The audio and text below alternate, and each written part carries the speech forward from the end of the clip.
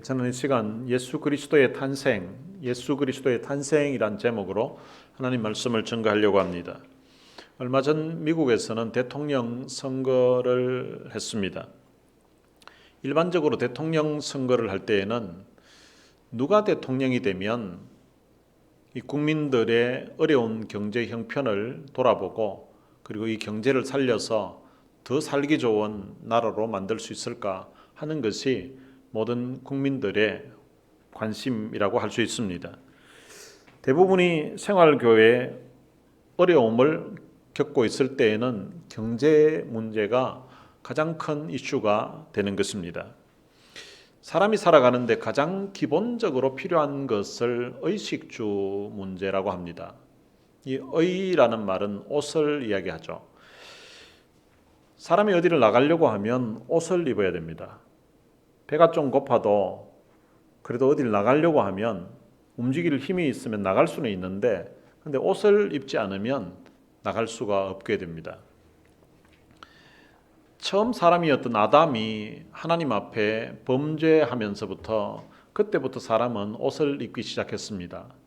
아담이 범죄하고 나니까 무화과 나무잎으로 이제 치마를 만들어서 입었습니다. 그리고 에덴 동산에서 쫓겨날 때에는 하나님이 그들에게 가죽으로 옷을 지어서 입혀 주셨습니다.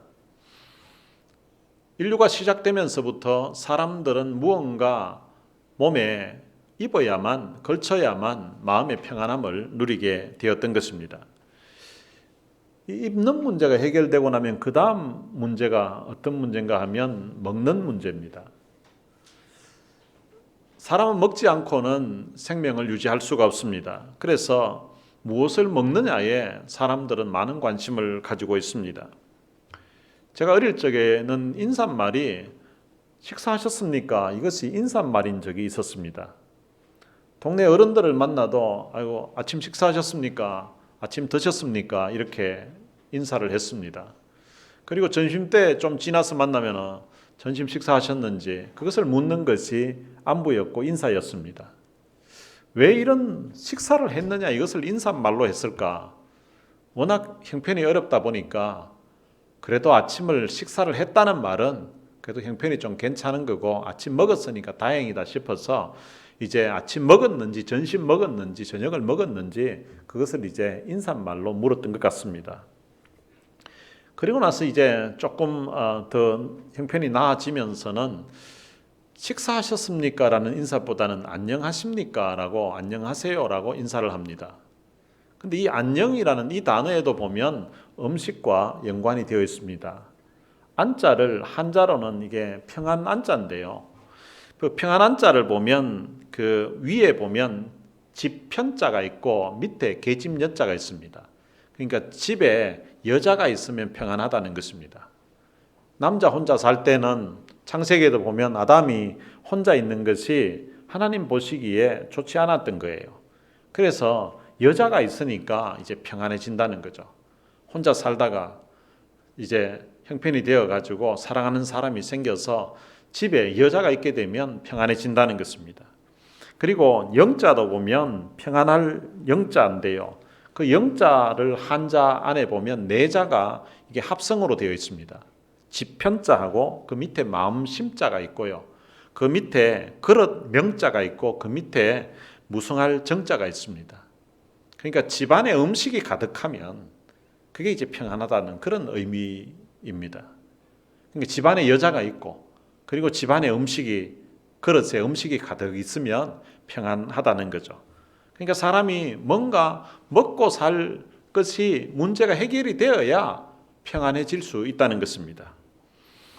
그럼 먹고 사는 문제만 있으면 평안해지느냐? 또 그것은 아닙니다. 또 집을 어떤 집에 사는가 하는 것이 필요합니다. 집이 없을 때에는 그냥 천장 있고 그리고 벽 있고 해서 가리기만 하면 될 수 있지만 근데 조금 지나면은 이 어떤 집에 사는가 하는 것도 우리의 삶의 질을 다르게 느끼게 해줍니다. 제가 미국에 처음 29년 전에 왔을 때에는 저희 집 사람하고 스튜디오에 그냥 원룸에서 같이 지냈습니다.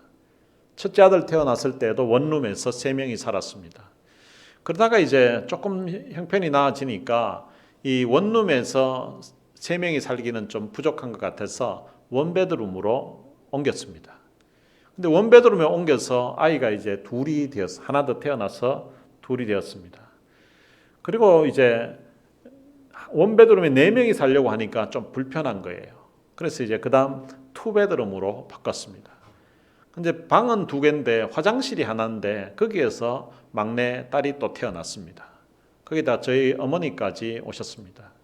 6식구가 투베드 원베스에 사니까 이게 굉장히 불편한 거예요. 그래서 이제 화장실이 그래도 2개 있는 곳으로 가야 되겠다 싶어서 화장실 2개로 방을 옮기게 되었습니다. 같은 식구가 살아도 어떤 집에서 사는가에 따라서 마음이 평안하고 그리고 느끼는 그 기분 자체가 또 삶의 질 자체가 다를 수 있다는 것입니다. 그러면 의식주 문제만 해결되면 사람은 행복해지는가? 그렇지 않습니다. 사람에게는 마음이라는 것이 있는데요. 의식주 문제가 다 해결되어도 마음이 불편하면, 마음이 힘들면 살면서 참된 행복을 느끼지 못합니다. 먹고 사는 것이 힘든 사람들은 아이고 마음이 좀 불편한 건 어때? 먹고 사는 것만 걱정 없으면 되지 이렇게 생각합니다. 그런데 먹고 사는 문제가 해결되고 나면 마음이 불편하면 같이 살기가 참 힘듭니다. 그러면 마음이 평안해지면 그것으로 사람은 행복한가? 또 그것도 아닙니다. 사람에게는 마음만 있는 것이 아니라 눈에는 보이지 않지만 영혼이라는 것이 있습니다. 그런데 이 영혼은 영원히 죽지 않는다고 합니다.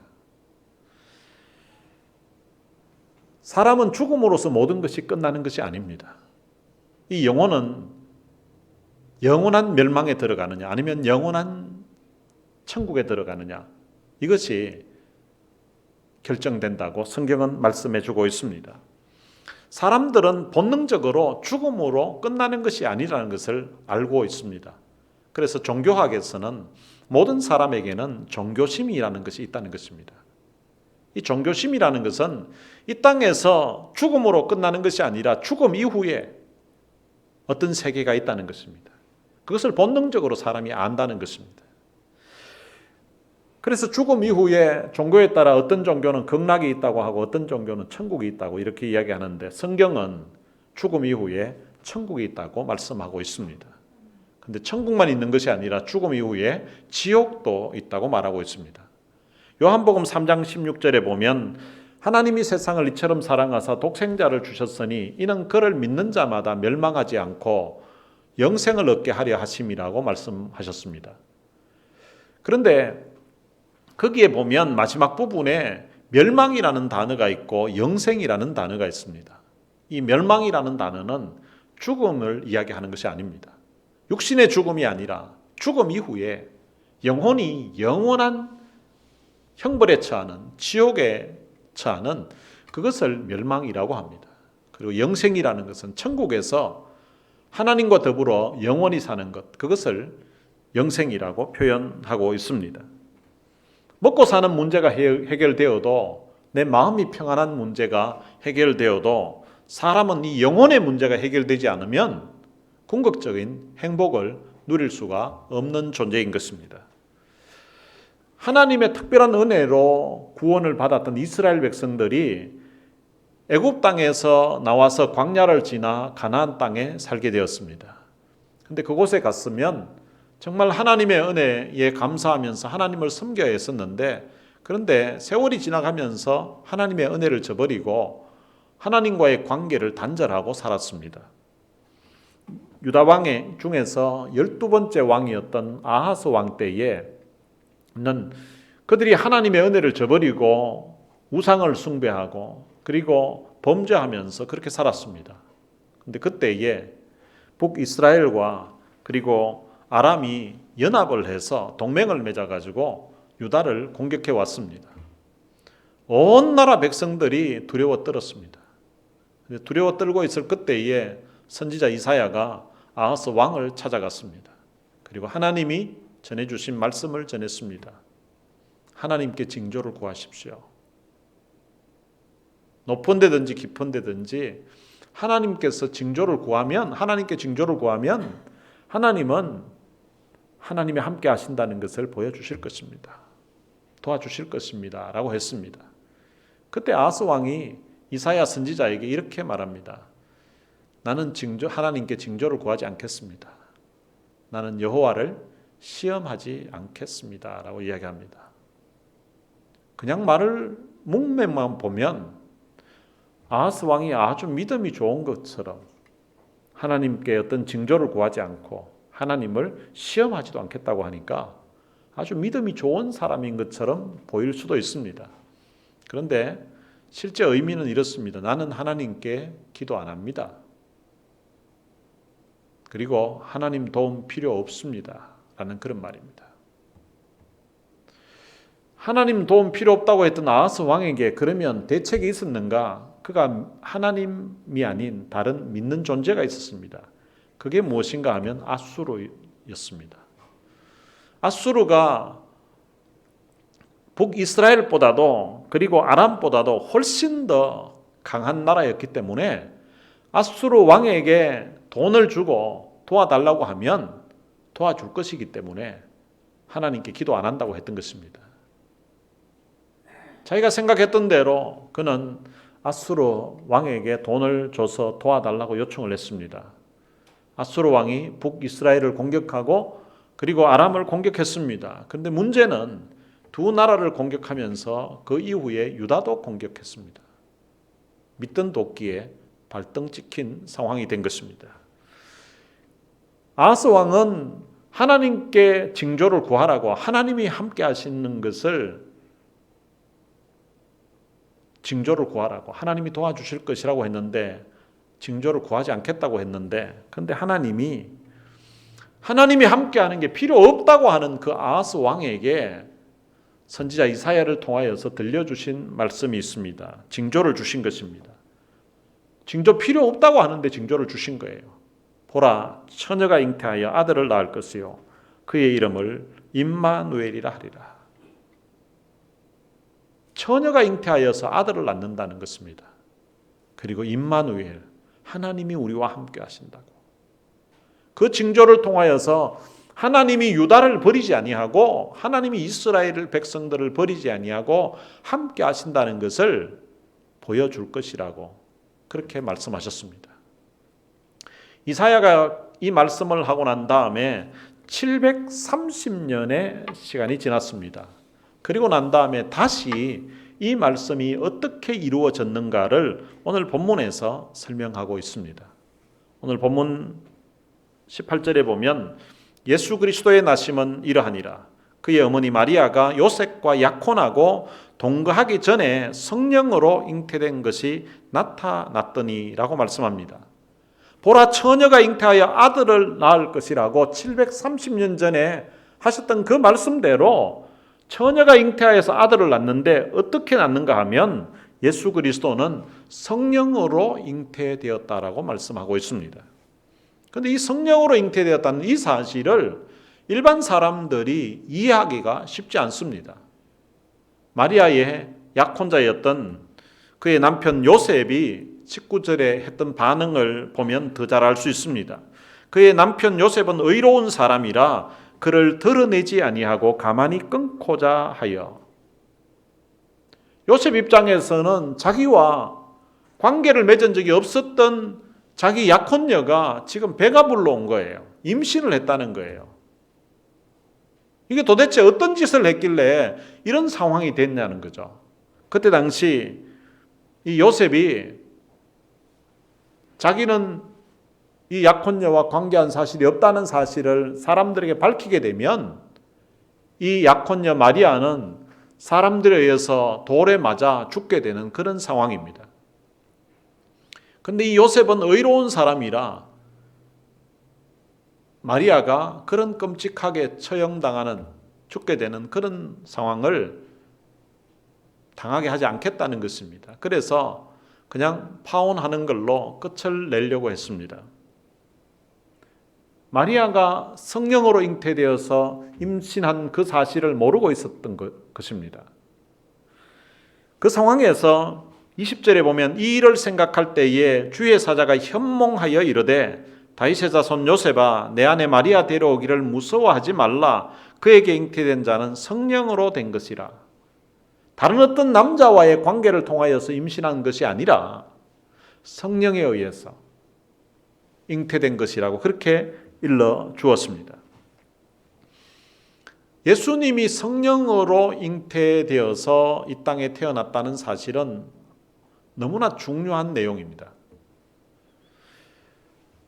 신학에서는 죄를 두 가지 죄로 분리를 하는데요. 하나는 원죄이고 또 다른 하나는 자범죄입니다. 자범죄는 스스로 자자를 써서 스스로 한 범죄라는 것입니다. 그리고 원죄는 영어로는 오리지널 신이라고 해서 첫 번째 그 죄를 이야기합니다. 처음 사람 아담이 하나님 앞에 불순종함으로써 지었던 그 죄를 원죄라고 합니다.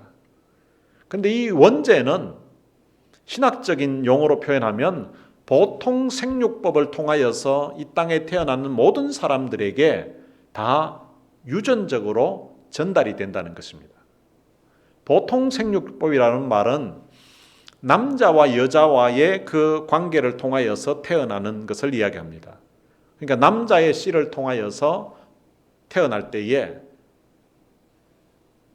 아담이 지었던 그 원죄가 그대로 유전이 된다는 거예요. 그런데 성령으로 잉태되었다는 말은 이 원죄가 유전이 되지 않는다는 것입니다. 아담의 그 죄와는 상관없이 성령에 의해서, 거룩한 영에 의해서 이제 잉태되게 되었다는 것입니다. 그래서 이 땅에 태어난 예수님은 아담의 그 원죄가 유전되지 않은 가운데, 원죄를 받지 않은 가운데 이 땅에 태어나셨다는 거예요. 그리고 이 땅에 사시면서 예수님은 하나님의 그 모든 계명을 다 준수하셨다는 것입니다. 그래서 예수님은 죄가 없는 분이라는 거예요. 죄가 없으신 그분이 우리를 위해서 대속의 제물이 되어 주셨다고 성경은 말씀하고 있습니다. 그래서 우리는 이 예수님이 성령으로 잉태되어서 동정녀 마리아에게 나셨다는 이 사실을 우리는 매 주일마다 사도신경으로 신앙 고백을 합니다. 왜냐하면 너무나 중요한 내용이기 때문에 그렇습니다. 그 외아들 예수 그리스도를 믿사오니 이는 성령으로 잉태하사 동정녀 마리아에게 나셨다라고 그렇게 우리는 늘 고백하고 있는 것입니다. 예수 그리스도가 하나님의 외아들이시고 그리고 그분이 성령으로 잉태되어서 동정녀 마리아에게 태어나셨다는 이 사실을 믿는다는 자체가 하나님의 놀라운 은혜라는 것입니다. 사실 인간의 이성으로는 이 사실을 받아들이기 쉽지 않고 또 이해할 수도 없는 상황입니다. 특별한 하나님의 은혜, 성령의 감동이 있어야만 이 사실이 믿어지고 이해되어지는 것입니다. 이 자리에 있는 여러분들은 이미 그런 하나님의 특별한 은혜를 입어서 이 사실이 믿어진다는 이것 때문에 하나님 앞에 감사할 수 있는 성도들이 되시기를 주님의 이름으로 축복합니다. 21절에 보면 아들을 낳으리니 이름을 예수라 하라. 이는 그가 자기 백성을 그들의 죄에서 구원할 자이심이라 하니라.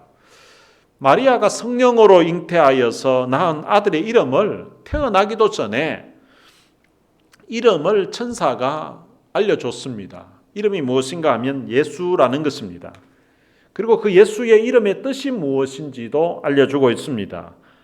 자기 백성을 그들의 죄에서 구원할 자, 간단하게 말하면 구원자라는 것입니다. 바로 이 예수님의 이름의 뜻이, 예수라는 이름의 뜻이 구원자라는 것입니다. 이 구원자는 누구에게 필요한가? 죄인들에게 이 구원자가 필요합니다. 그들의 죄에서 구원할 자. 그런데 사람들은 본인들이 죄인이라고 생각하지 않는 사람들이 많습니다. 한자로 죄자를 어떻게 쓰는가 하면 넉사자의 안일비자입니다. 네 가지 아닌 것을 죄라고 한다는 것입니다. 성경에서도 네 가지 아닌 것을 죄라고 합니다. 하지 말아야 될 말을 하는 것, 하지 말아야 될 행동을 하는 것, 그리고 하지 말아야 될 생각을 하는 것, 그것을 성경에서는 죄라고 합니다. 그리고 마땅히 해야 될 말과 마땅히 해야 될 행동과 마땅히 품어야 될 생각을 품지 않는 것, 그것을 또한 죄라고 합니다. 이 네 가지를 다 죄라고 하는데요. 성경에서는 무엇 하라, 무엇 하지 마라 하는 것을 숫자가 전체 몇 개가 있는가 하면 613가지가 있습니다. 근데 613가지를 크게는 하라, 하지 마라 이렇게 나눌 수가 있고요. 좀 더 세밀하게 나누면 마땅히 해야 될, 하지 말아야 될 말을 하는 것, 하지 말아야 될 행동을 하는 것, 하지 말아야 될 생각을 하는 것, 그리고 마땅히 해야 될 말과 행동과 그리고 생각을 하지 않는 것, 이 네 가지를 성경에서는 죄라고 합니다. 이런 것들을 다 죄라고 한다면 죄를 짓지 않는 사람이 이 땅에 없다는 것입니다. 그럼 613가지를 다 범해야 죄인이 되는가? 그렇지 않습니다. 그 중에 한 가지만 범하면 죄인이 되는 것입니다. 우리는 미국에 살면서 미국의 형법이 몇 가지가 되는지도 잘 모르고 살고 있고, 또 한국에 사는 사람들도 한국의 형법이 몇 가지인지 아는 사람은 많이 없을 것입니다. 그런데 그 많은 형법 조항 중에서 한 가지만 어기면, 민법 중에서도 한 가지만 어기면 죄인이 되는 것입니다. 죄를 지은 사람은 심판을 받아야 된다고 합니다. 하나님은 성경을 통하여서 형벌받을 자의 죄를 결단코 면제하지 않겠다고 그렇게 말씀하고 있습니다. 그런데 그런 죄인들을 위하여서 하나님이 이 땅에 사람을 보내셨는데 바로 하나님의 아들을 보내신 것입니다. 그것도 언제 보냈는가 하면 로마서 5장 8절에 보면 우리가 아직 죄인 되었을 때에 그리스도께서 우리를 위하여 죽으심으로 하나님께서 우리에게 대한 자기의 사랑을 확정하셨다고 성경은 말씀하고 있습니다. 하나님이 우리 죄인들을 향하신, 우리들을 향하신 사랑을 확실하게 증명해 보여주셨다는 것입니다. 하나님이 우리를 얼마나 사랑하시는가 하는 것을 보면 그것은 알 수 있는 방법이 두 가지가 있는데요. 첫 번째는 언제 우리를 사랑하셨는가를 보면 알 수 있습니다. 하나님이 우리를 사랑한 시간이, 때가 언제였는가 하면 우리가 아직 죄인 되었을 때라는 것입니다. 우리가 지금처럼 신앙생활을 하면서 하나님 앞에 예배하고 하나님을 섬길 때, 그때 우리를 사랑하신 것이 아니라 우리가 아직 죄인 되었을 때, 우리는 하나님을 알지도 못할 때, 어쩌면 아하스 왕처럼 하나님의 도움을 구하라고 하는데도 나는 하나님 도움 필요 없습니다 라고 거부하고 있는 그런 시점에 하나님이 우리를 사랑하셨다는 것입니다. 그리고 하나님이 우리를 얼마나 사랑하셨는가를 알 수 있는 또 하나의 방법은 하나님이 우리를 위해서 어떤 대가를 지불했는가를 보면 알 수가 있습니다. 하나님은 우리를 위해서 그의 독생자 예수 그리스도를 십자가에 내어주셨습니다. 하나밖에 없는 아들을 우리를 위해서 내어주셨다는 것입니다.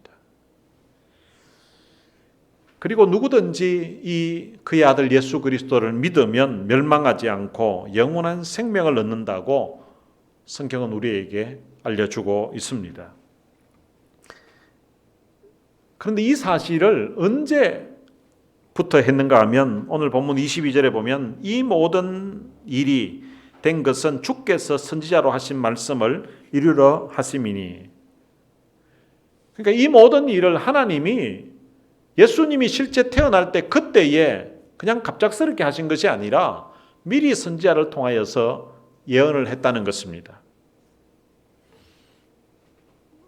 사람들이 거지에게 적선을 할 때에는 적극적으로 결정합니다. 운전을 하고 가다가 이제 홈레스가 서 있습니다. 그러면은 지갑에 1불짜리 해가지고 하나 빼서 주게 됩니다. 미리부터 계획하고 그렇게 하지 않습니다. 적극적으로 하는 것입니다. 그런데 자식에게 유산을 물려줄 때에는 적극적으로 하지 않습니다. 미리 계획하고 생각하고 그렇게 해서 유산을 물려주게 됩니다. 하나님이 그의 아들 예수 그리스도를 우리를 위해서 보내주실 때에도 730년 전에 하나님이 미리 계획하시고, 그리고 이사야 선지자를 통하여서 주께서 친히 징조를 너희에게 주실 것이라. 보라, 처녀가 잉태하여 아들을 낳을 것이요 그의 이름을 임마누엘이라 하리라고 이렇게 미리 약속해 주신 것입니다. 미리부터 계획하시고 준비하셔서 우리에게 그의 아들 예수 그리스도를 보내주신 것입니다. 그리고 주전 약 700년 전에는 선지자 미가라는 사람을 통하여서 예수님이 이 땅에 태어날 장소까지 베들레헴에서 태어나실 것이라고 그렇게 예언을 해 주셨습니다. 그리고 사실은 그것보다 훨씬 이전에 창세기 3장 15절에 보면 내가 너로 여자와 원수가 되게 하고 내 후손도 여자의 후손과 원수가 되게 하리니 여자의 후손은 내 머리를 상하게 할 것이요 너는 그의 발꿈치를 상하게 할 것이라고 그렇게 예언을 했는데, 바로 이 여자의 후손이 누군가 하면 성경학자들은 공통적으로 바로 예수 그리스도라고 그렇게 말씀하고 있습니다.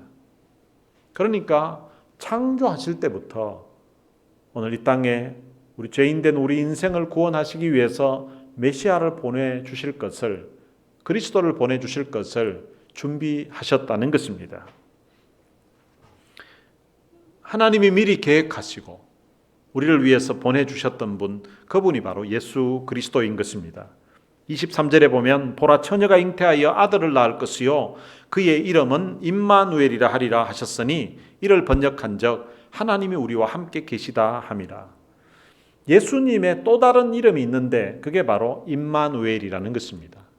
그런데 그 임마누엘은 하나님이 우리와 함께 한다는 그런 뜻입니다. 그러니까 하나님이 이사야 선지자를 통하여서 보라, 처녀가 잉태하여 아들을 낳을 것이라고 했는데 그 이름을 임마누엘이라 하라고 했다는 것입니다. 아하스 왕에게 하나님이 함께 하실 테니까 하나님께 도와달라고 하라고 기도하라고 하는데 아하스 왕은 난 하나님 의지하지 않습니다. 하나님 도움 필요 없습니다. 이렇게 거절했습니다. 그럼에도 불구하고 하나님은 그들을 버리지 아니하고 그들을 포기하지 아니하고 그들과 함께 하시겠다고 임마누엘이라고 약속해 주고 계신다는 것입니다. 그리고 실제 730년 뒤에 이 땅에 임마누엘 대신 그 예수님이, 예수 그리스도가 이 땅에 태어나게 되었습니다. 예수님이 태어나실 때에는 그 당시 이스라엘은 로마 식민지 하에 있었습니다. 식민지 하에 있었기 때문에 경제적으로 아주 형편이 어려웠었고, 그리고 영적으로도 이들이 하나님을 잊어버리고 그렇게 살았던 때였습니다. 신학적으로 보면 말라기 이후로 세례 요한이 올 때까지 400년 동안 선지자가 없었습니다. 말씀이 없었던 거예요. 그래서 그 400년 기간 동안을 영적인 암흑기라고 그렇게 표현하고 있습니다. 하나님의 음성이 들리지 않고 하나님을 찾는 백성도 없는 그런 어려운 때였습니다. 그리고 실질적으로 나라는 로마에 망해서 경제적으로도 아주 어려운 가운데 지내고 있었습니다. 그런데 그때 메시아 대신 예수 그리스도가 이 땅에 찾아오신 것입니다. 그리고 그의 이름이 임마누엘, 하나님이 함께 하신다는 것입니다. 로마 식민지 고통 가운데 있었지만 그러나 하나님은 그들을 버리지 아니하시고 그들과 함께 하고 계신다는 그 징조를 보여주고 있는 것입니다. 사람들은 누구나 다 두려움을 가지고 있습니다. 어떤 두려움을 가지고 있는가 하면 죽음에 대한 그런 두려움을 가지고 있습니다. 요즘같이 코로나가 창궐할 때에는 혹시나 코로나에 걸리지는 않을까, 또 코로나에 걸리면 죽지는 않을까, 또 독감으로 인해서 죽지는 않을까, 그리고 혹시 교통사고는 당하지 않을까, 또 혹시 암에 걸리지는 않을까, 좀 심하게 어디 아픈 곳만 있어도 혹시 이거 암이면 어떡하지 하고 걱정을 하면서 그렇게 살아갑니다. 그리고 또 상실에 대한 두려움도 가지고 살아갑니다. 재산을 날려버리지 않을까, 그리고 직장은 혹 잃게 되지는 않을까, 내가 다니고 있는 이 직장은 이 코로나 위기 가운데서도 계속해서 건재할까? 그리고 사업을 하면 이런 가운데서도 계속 이 사업이 유지될 수 있을까? 혹시 문을 닫아야 되는 그런 상황은 오지 않을까 하면서 그런 두려움을 가지게 됩니다. 이런 두려움을 가지게 되면 사람이 마음만 불편한 것이 아니라 몸에도 병이 찾아온다는 것입니다. 어떤 심리학자가 쥐 100마리를 가지고 실험을 했다고 합니다. 철책 속에 가다 놓고 쥐 100마리에게 지가 좋아하는 건강에 좋은 음식을 계속 먹였다고 합니다. 100일 동안 먹였는데요. 그런데 좋은 음식을 주면서 동시에 그 옆에 고양이를 한 마리 갖다 놓은 거예요. 그 철책 속에 있기 때문에 고양이는 쥐를 잡아먹기 위해서 들어갈 수는 없습니다. 그런데 바깥에서 쥐를 잡아먹을 것 같은 그런 행동을 계속해서 100일 동안 하고 있었던 것입니다. 이 쥐는 최고의 음식을 자기가 100일 동안 먹었는데요. 근데 고양이가 옆에 있었습니다. 100일이 지난 다음에 쥐의 그 심장과 위장을 해부를 해서 검사를 했습니다. 그래서 보니까 그 쥐들이 공통적으로 가지고 있는 병이 심장병을 앓고 있었고요. 그리고 위장병을 앓고 있었던 거예요. 최고의 좋은 음식을 100일 동안 먹였지만 옆에 고양이가 있으니까 그것 때문에 두려움으로 인하여서 심장에 위장에 병이 생기기 시작했다는 것입니다. 여러분, 쥐만 이런 것이 아니라 사람도 마찬가지입니다. 이 두려움은 만병의 원인이 되는 것입니다. 스트레스로 인하여서 위장도 나빠지고 스트레스로 인하여서 암도 발생하고 스트레스 때문에 죽음에까지 이르게 됩니다. 어제 제가 들었던 뉴스는 이번에 코로나로 인하여서 지금까지 일본에서 죽었던 사람, 사망한 사람보다도 지난 한 달 동안 코로나 때문에 집에 갇혀 있다 보니까 자살한 사람의 숫자가 지난 1년 동안 코로나 때문에 죽은 사람보다 더 많다는 것입니다. 사람들은 뭔가 두려움을 느끼게 되면 때로는 자기 생명을 끊는 그런 자살하는 행동까지도 유발하게 된다는 것입니다.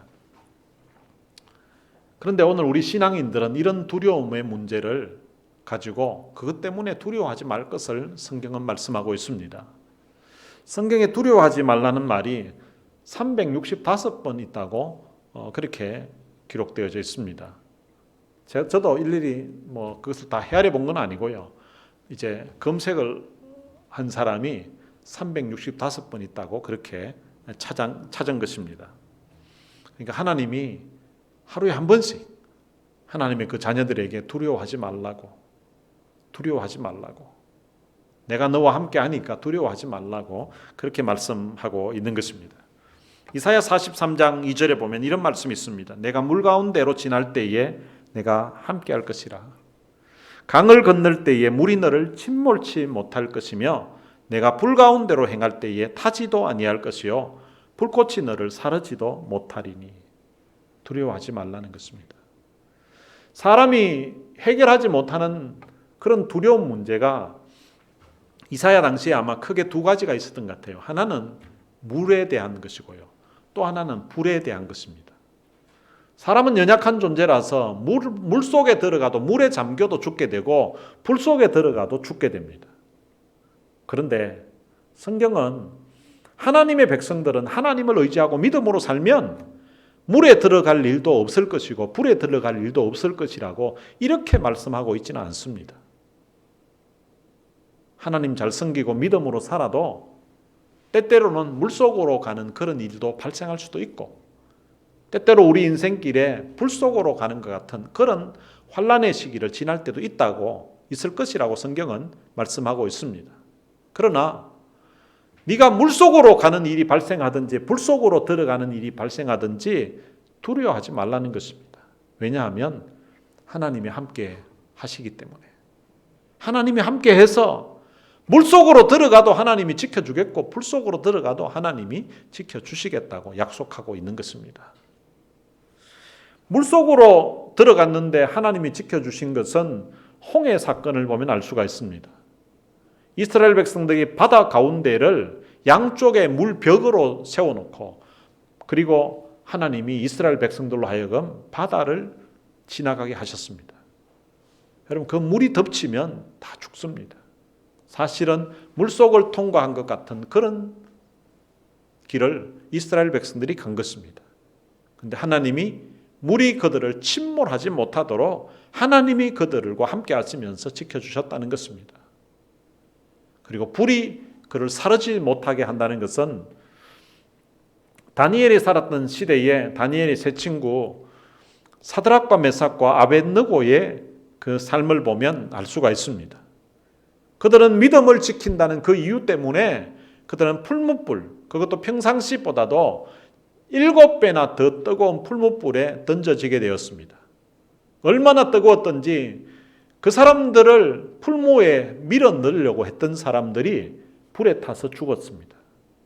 그런데 그들은 풀무 가운데 던져졌지만 그 뜨거운 풀무 속에 인자 같은 이가 있었습니다. 성경학자들은 그분을 구약에 나타난 예수 그리스도라고 이렇게 표현하고 있습니다. 불 속에 들어갔지만 그 불이 그들을 사르지 못하도록 구약에 나타났던 그 인자 대신 예수 그리스도께서 그들을 지켜주시고 그들을 보호해 주셨다는 것입니다. 다른 식으로 표현하면 하나님이 하나님의 사자를 보내셔서 사드락과 메삭과 아벳느고가 그 불에 타지 않도록 불이 그들을 사르지 못하도록 지켜주셨다는 것입니다. 그것이 바로 임마누엘입니다. 여러분, 하나님이 우리와 함께 하신다는 이 사실은 얼마나 참 감사하고 얼마나 감격스러운 일인지 모릅니다. 오늘 우리 인생들과 함께 하신다는 것을 징조로 보여준 그 사건이 바로 예수님이 이 땅에 탄생하신 그 사건입니다. 예수님이 이 땅에 탄생하신 것은 하나님이 우리와 함께 하신다는 것을 보여준 사건입니다. 예수님의 탄생을 통하여서 바로 하나님이 우리와 함께 하신다는 것을 오늘 우리가 깨닫게 되고 그리고 그 하나님의 그 크신 사랑을 깨닫게 되는 것입니다. 이제 다가오는 금요일 날 우리는 성탄 축하 예배를 드리게 될 것입니다. 우리는 성탄 축하 예배라고 드리지만 사실은 성탄 감사 예배라고 해야 될 것 같습니다. 우리가 아이들이 태어나면 아이의 그 태어남을 우리가 축하를 합니다. 근데 사실은 예수님은 이 땅에 태어난 것을 축하를 해야 될 것이 아니라 감사를 해야 될 것 같아요. 왜냐하면 예수님이 이 땅에 태어나신 것이 하늘의 영광 보좌를 다 버리시고 이 땅에 오셨고 그리고 예수님이 이 땅에 태어나는 것이 결국은 우리 죄를 담당하시고 십자가에 돌아가시기 위해서 그리고 우리를 구원하시기 위해서 이 땅에 오신 거예요. 십자가에 죽기 위해서 이 땅에 찾아오신 그 예수님에게 우리가 축하한다는 인사를 드린 것은 어쩌면 안 맞을 수도 있을 것 같아요.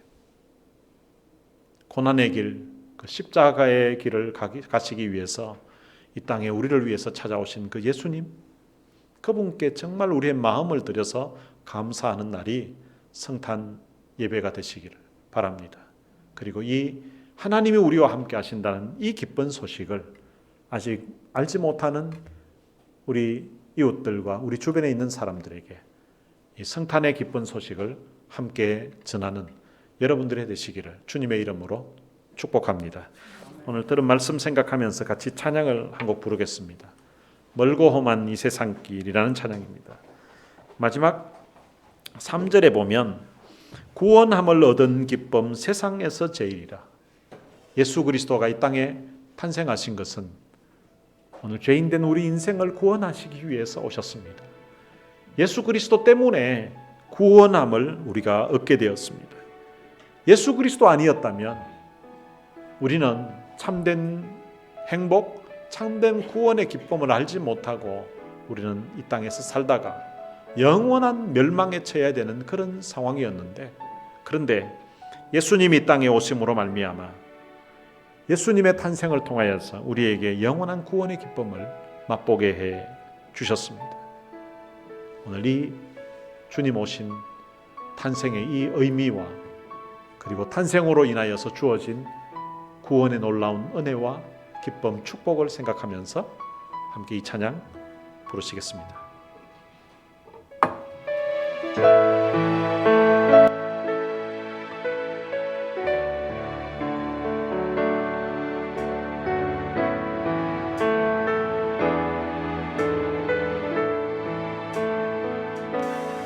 멀고 험한 이 세상 길 소망 없는 나그네의 길 방황하고 헤매이며 정처 없이 살아왔네. 의지할 것 없는 이 몸 위로받고 살고파서 세상 유혹 따라가다 모든 것을 다 잃었네. 무거운 짐 등에 지고 쉴 곳 없어 애처로운 몸 쓰러지고 넘어져도 위로할 자 내게 없었네. 세상에서 버림받고 이 한 세월 방황하다 아버지를 만났을 때 죄인임을 깨달았네. 울고서 회개하고 아버지의 품에 안기어 죄악으로 더럽힌 몸 십자가에 못 박았네. 구원함을 얻은 기쁨 세상에서 제일이란 영광의 길로 락하신 내 주 예수 찬양하네. 멀고 험한 이 세상 길 소망 없는 나그네의 길 방황하고 헤매이며 정처 없이 살아왔네. 의지할 것 없는 이 몸 위로받고 살고파서 세상 유혹 따라가다 모든 것을 다 잃었네. 무거운 짐 등에 지고 쉴 곳 없어 애처로운 쓰러지고 넘어져도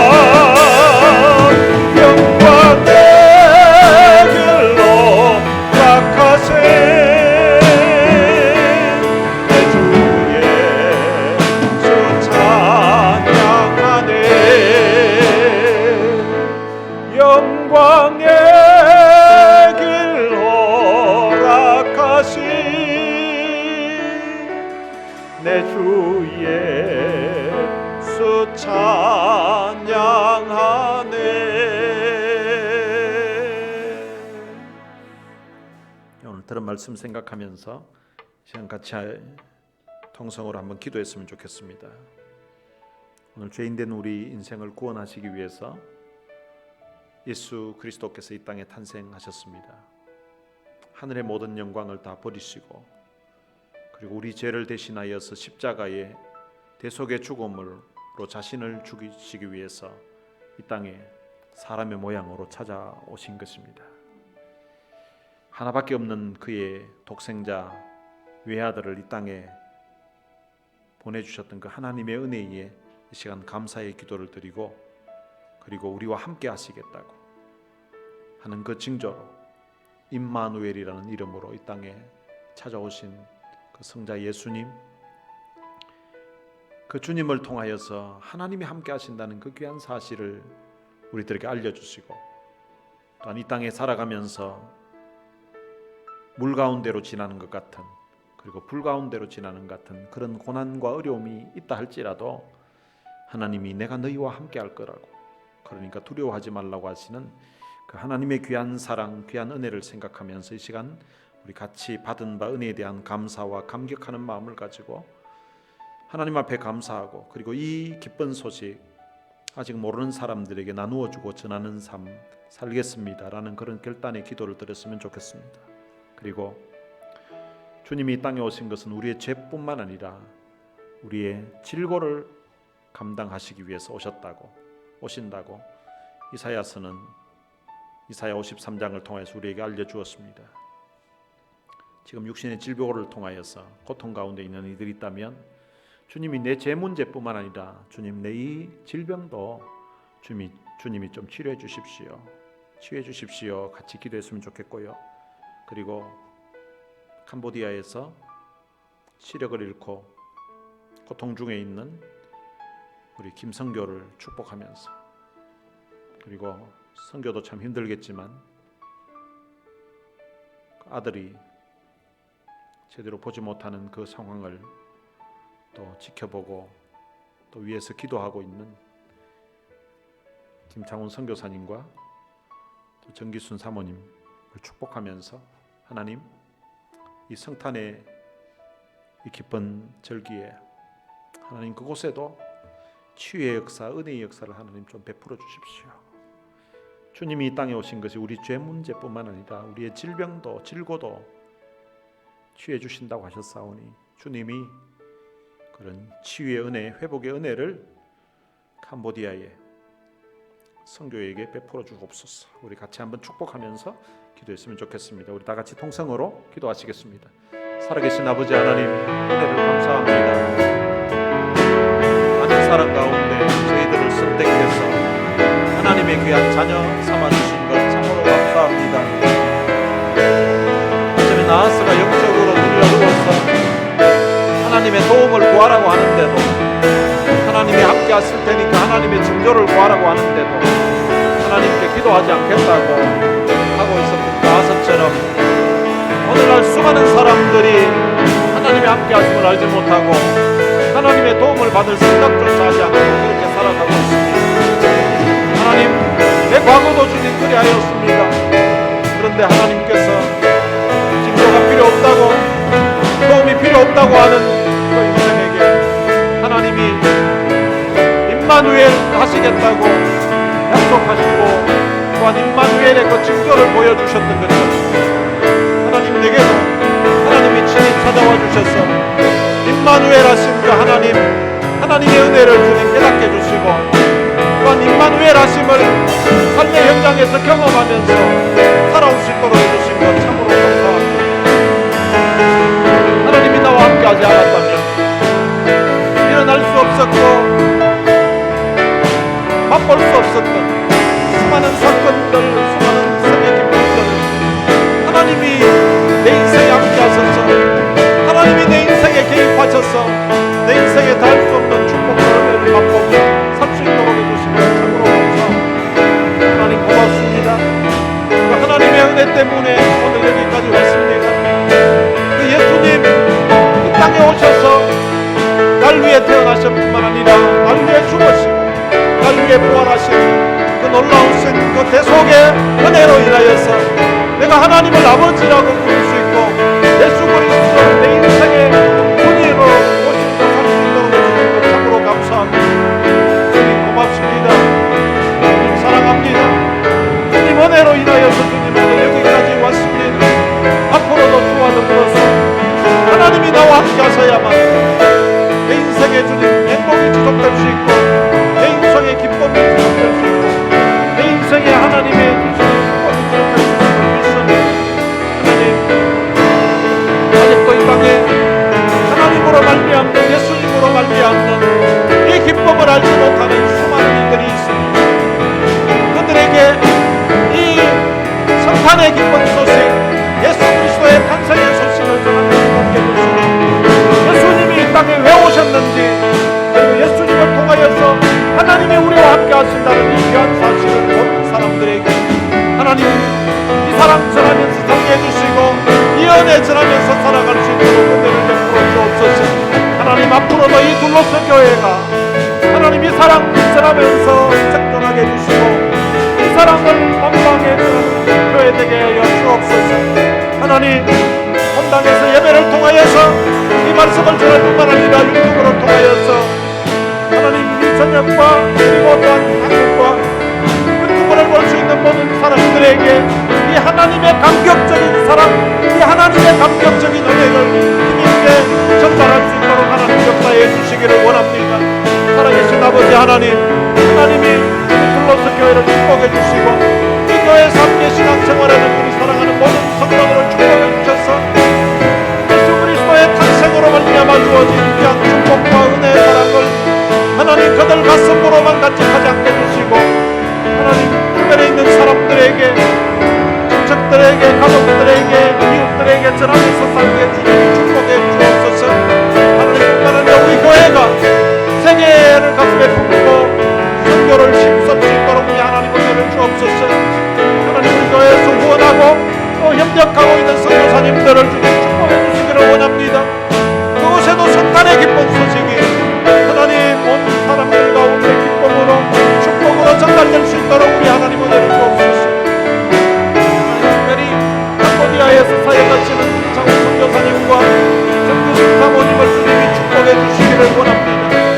살아계신 아버지 하나님 그곳에 성탄의 기쁜 소식이 전달되기를 원합니다. 예수님이 땅에 오신 것은 우리의 죄뿐만 아니라 우리의 질고도 감당하신다고 하셨사오니 하나님 예수 그리스도의 이름으로 그 모든 증오가 떠나가게 해주시고 예수 그리스도의 이름으로 시력이 상실되는 것이 회복되는 그런 놀라운 기적의 역사가 나타나게 하여 주옵소서. 주님 말씀해 주시옵소서. 주님이 치유해 주시기를 원합니다. 여기 바디메오에게 네가 원하는 것이 무엇이냐고 말씀하셨던 주님 하나님 여사님들에게 물어주시고 하나님 선교에게 물어주시고 네가 원하는 것이 무엇이냐고 주여 보기를 원하나이다고 했을 때에 내 소원대로 되리라고 내 믿음대로 되리라고 하셨던 주님 하나님 그들의 소원을 들어주시고 그들의 믿음대로 이루어지는 놀라운 역사 일어나게 하여 주시옵소서. 자비하신 아버지 하나님 주님이 선교의 눈에 은혜를 베풀어 주시기를 원합니다. 전날의 제 인생에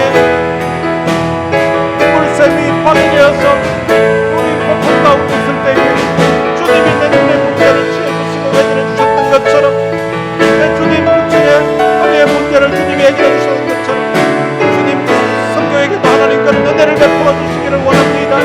치유의 은혜를 베풀어 주옵소서. 회복의 은혜를 베풀어 주시기를 원합니다. 근데 의학이 주님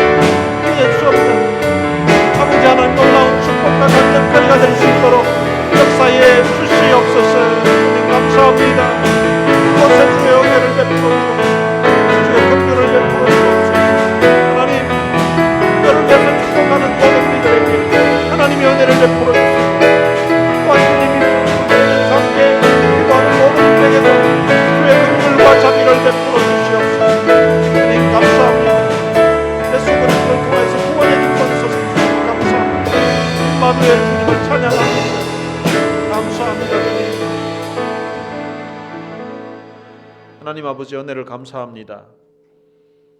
하나님이 도와주시겠다고, 하나님이 함께 하시겠다고 함에도 불구하고 하나님께 기도할 생각도 없었고 하나님께 도움받을 의지도 없었던 그 아하스 왕에게 임마누엘, 하나님이 함께 하시겠다고 징조를 보여주셨던 것처럼 어쩌면 저희들도 예수 그리스도를 알지 못하고 그리고 하나님의 존재를 알지 못하고 하나님의 도움을 받을 생각조차 하지 못하고 살았던 그런 인생들이었는데, 그런데 주님이 저희들을 친히 찾아오셔서 저희들 마음에 하나님의 존재를 깨닫게 해주시고 또한 예수 그리스도를 알게 해주셔서 또한 그 예수 그리스도의 탄생과 또한 십자가의 죽음과 부활을 통하여서 우리 죄를 사함받게 하시고 우리가 하나님의 귀한 자녀가 되게 해주신 것 참으로 감사합니다. 이 땅에서 우리가 하나님을 아버지로 모시고서 이렇게 참 행복한 삶을 살 수 있었던 그 이유가, 그 근거가 바로 예수 그리스도께서 이 땅에 탄생하셨기 때문이라는 것을 저희들이 깨닫게 해주신 것 감사합니다. 이 땅에 우리 죄를 대속하기 위해서 찾아오신 주님 참으로 감사합니다.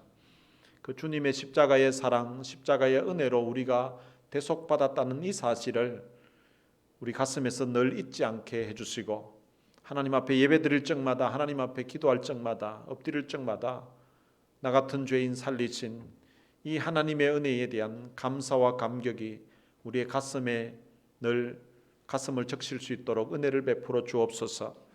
이 성탄의 기쁜 소식을 아직도 알지 못하는 사람들에게 우리의 남은 생애를 통하여서 하나님이 우리와 함께 하신다는 이 귀한 소식을 전하면서 살아가는 우리의 삶이 될 수 있도록 축복해 주옵소서.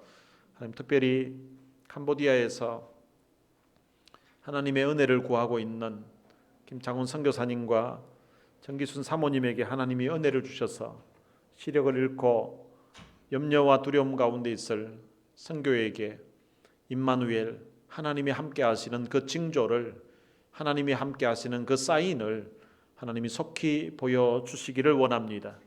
그래서 선교를 위해서 축복하며 기도했던 모든 이들에게 큰 기쁨과 큰 감격을 함께 누릴 수 있도록 역사해 주옵소서.